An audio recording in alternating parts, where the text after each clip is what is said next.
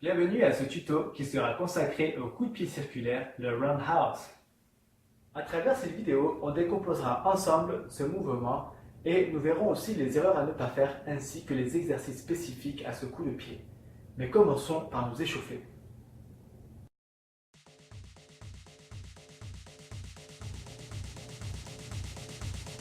Pour cet échauffement rapide, nous commençons par faire quelques sauts sur place de monter genoux.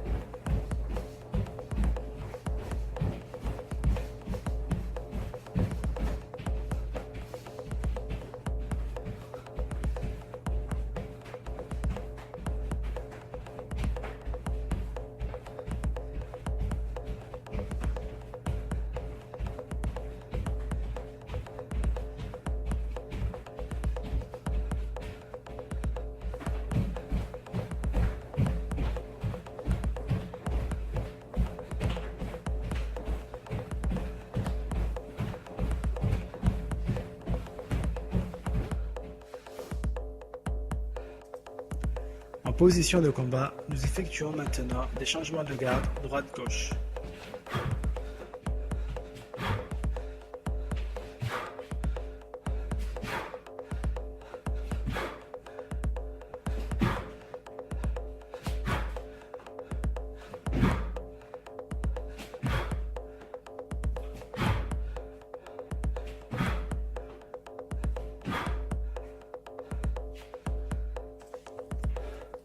Puis, effectuons maintenant le même exercice avec deux sauts cette fois-ci.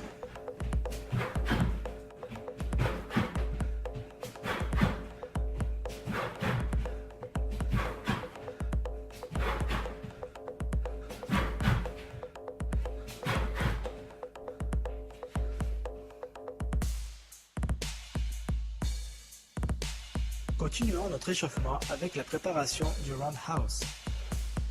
En position de combat, montez le genou de la jambe arrière vers l'avant, puis ensuite, une seconde fois, en pas chassé, montez le genou vers l'avant. Revenez à votre position initiale. À répéter en alternance.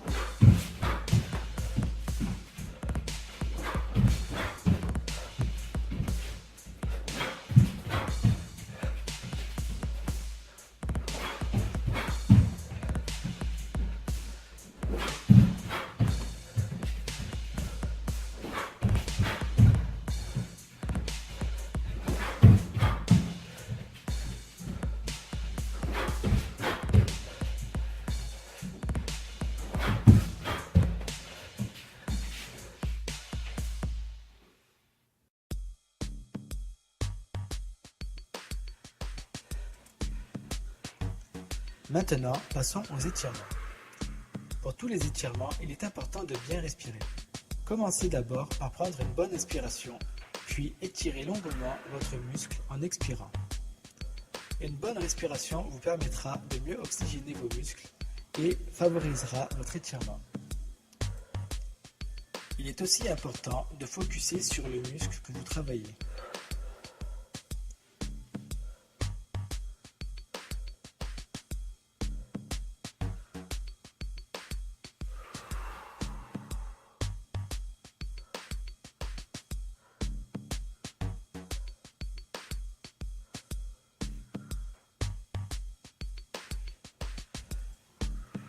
Pour cet étirement, ne pas décoller les talons du sol et garder le dos bien droit.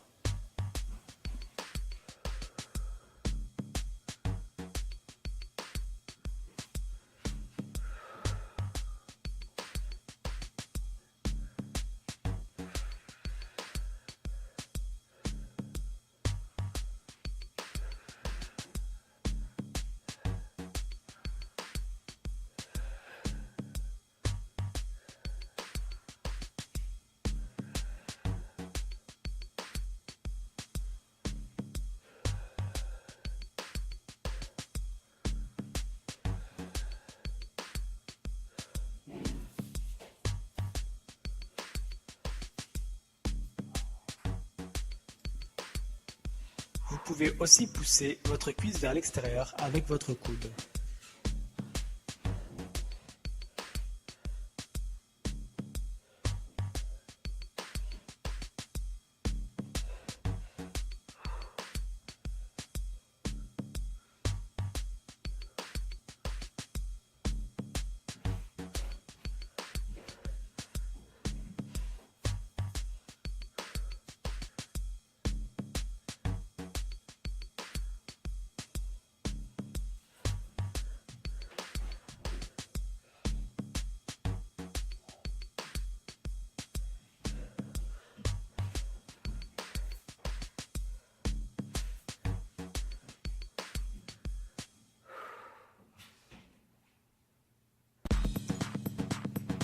Première action.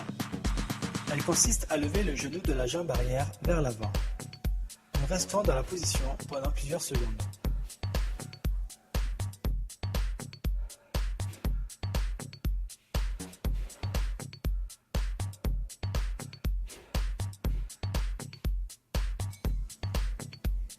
Deuxième action. Nous pivotons notre pied d'appui à environ 160 degrés ainsi que notre bassin.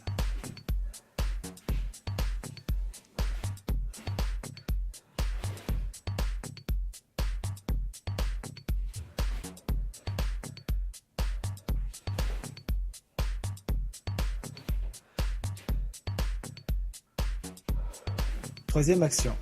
Il vous suffit maintenant de tendre la jambe en essayant de dépasser votre cible. Une fois les trois actions effectuées, décomposez le mouvement en sens inverse.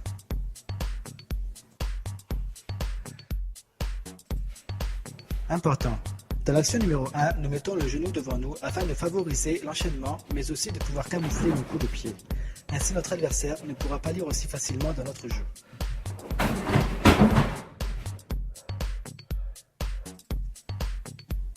Le roundhouse peut se donner de différentes façons. Premièrement, avec le pied, on va d'abord replier les orteils afin de ne pas se les casser. Cette technique cherchera la précision et favorisera l'enchaînement pied. Utilisée dans certains styles au karaté, mais aussi au taekwondo.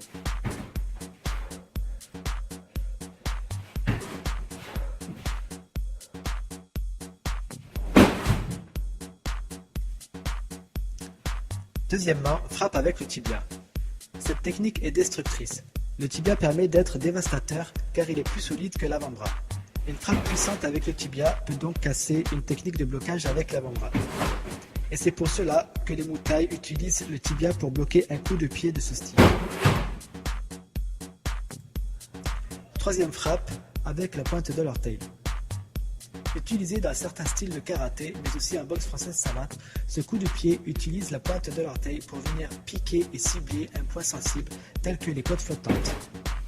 Il ne cherchera pas la puissance, mais plutôt la précision, et c'est pour cela qu'il s'exécute la plupart du temps à la fin de l'enchaînement point-pied.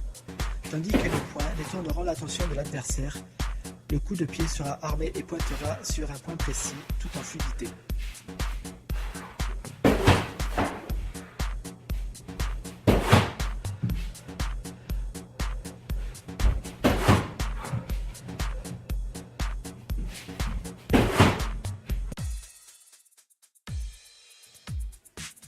Premier exercice. Frappe avec la jambe avant. Ne cherchez pas au début la puissance, mais plutôt relaxez-vous et pensez que votre jambe est un fouet. Ainsi vous gagnerez en rapidité. Commencez tout d'abord par des séries de 10 droite et gauche, puis accélérez progressivement quand la technique sera plus propre. Deuxième exercice. Pour cet exercice, nous allons frapper avec la jambe arrière et la poser devant nous après l'impact. Il faudra immédiatement revenir en position initiale, en pas chassé et garder la distance coup de pied. Alternez droite-gauche, travaillez à votre rythme et commencez par des séries de 10. Troisième exercice. Pour cet exercice, nous allons venir frapper avec la jambe arrière, puis ensuite revenir en position initiale. En pas chassé, revenir frapper avec la même jambe et alterner avec l'autre jambe. Revenir en position initiale. Pour commencer, faites des séries de 10, puis alternez droite-gauche.